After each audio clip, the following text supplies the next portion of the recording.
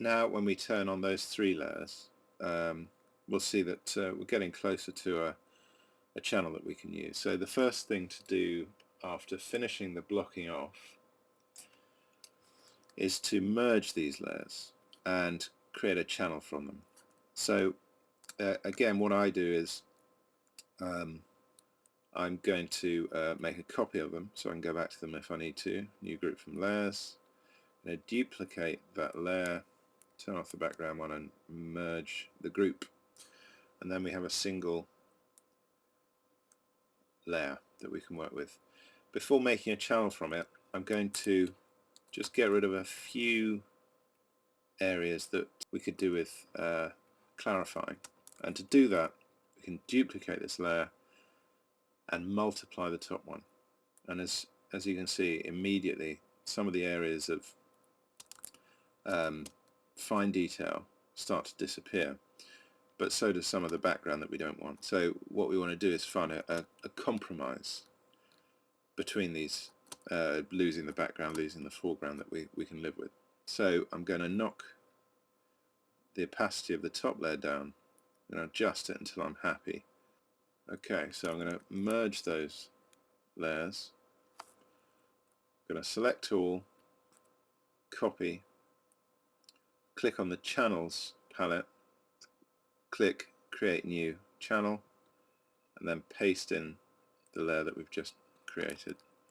And now we have a channel that we can actually make a selection from. Command click on the alpha channel and go back to the layers palette, hide what we've done, duplicate the background layer, hide the original background, and click create layer mask, and you'll see where we are. Now that looks pretty shocking, but as soon as you add a background of any kind, you'll see that what appears to be destroyed areas of detail around here is actually, there's more than it looks. So if we create a layer and fill it with 50% grey, you'll see what I mean. So there's still quite a lot there, but obviously it needs work. So there are a couple of issues here. One of them is you can see some of the colour from the background is creeping in still, because on the channel that we created, obviously it's not perfect, and you can see on that channel where the areas have crept in. So what we're going to do first is use the burn tool to brush around the areas of black on the channel. So areas like this, over the detail, so that we can get rid of the mid-range shades and keep the really highlighted shades, which will be the hair itself.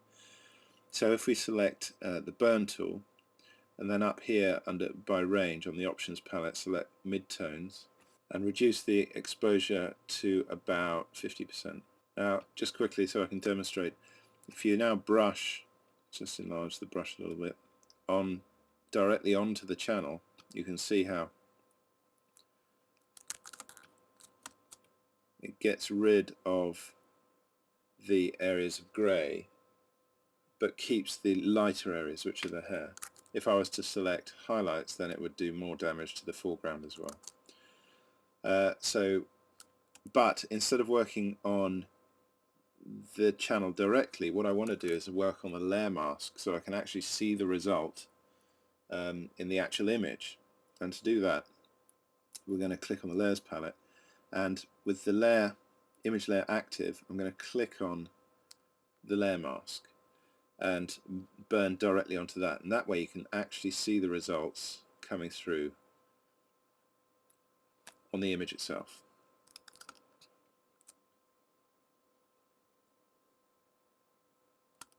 So you can see that's burning away some of the areas of grey.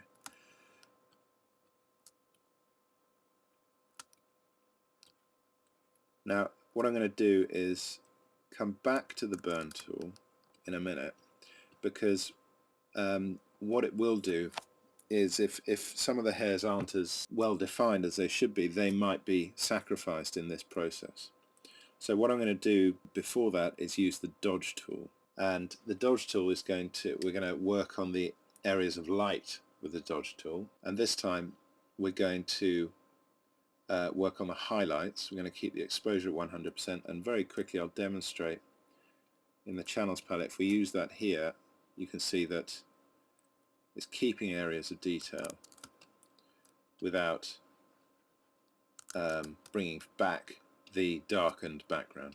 So what I'll do then is use the dodge tool. Now you can either do that on the channel here like this, or again you can go back to the layer, click on the layer mask, very important to make sure that the layer mask is selected, and work in that area. That's what I'm going to do because I like to see what's going on with the image itself.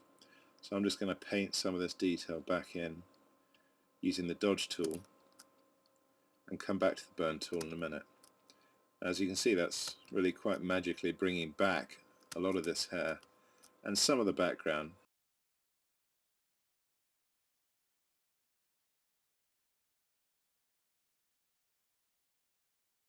So I'm just going to very quickly brush over some of these areas. Now as you can see, some of the colour is coming back inevitably on some of the really finer detail areas here, and we're going to sort that out with the sponge tool and desaturate some of that colour.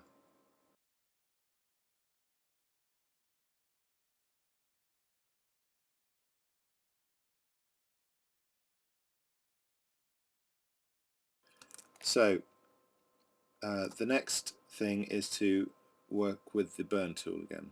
Again, this is on mid-tones at 50%, and now we can work on some of this background, maybe take the exposure down a bit more, that we don't want, that previously was destroying too much of the hair during this process. So we'll do what we can.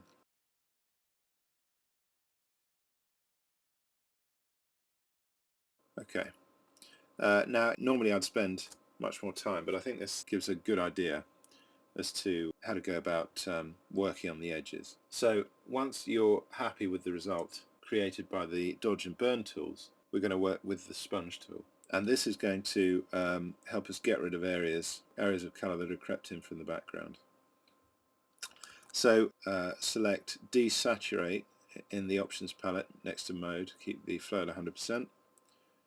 And this time we're going to actually work on the image rather than the layer mask, because it's the areas of colour we want to desaturate, and of course on the mask there aren't any areas of colour. So if you select the image and start painting around that, you'll see some of the areas of green and blue, for example, especially up here, that have crept in are now being deleted.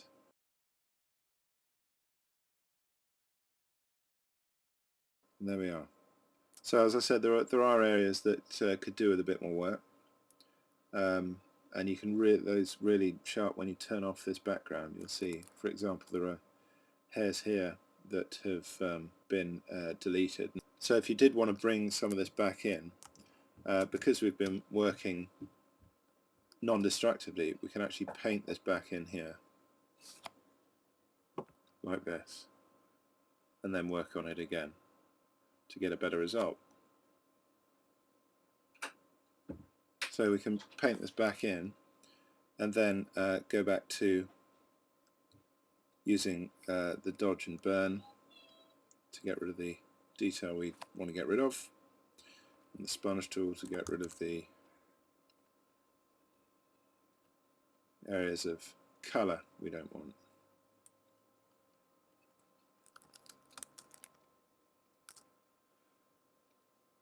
Now when you turn the grey background on, of course you'll see that there's a bit of haloing around here that's come in, because it's an area that we've reinstated, so we need to work on those again.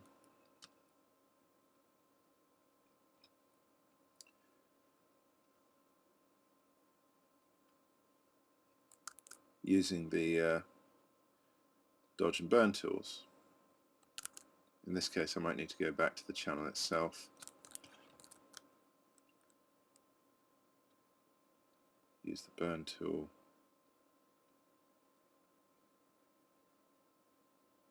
There we go.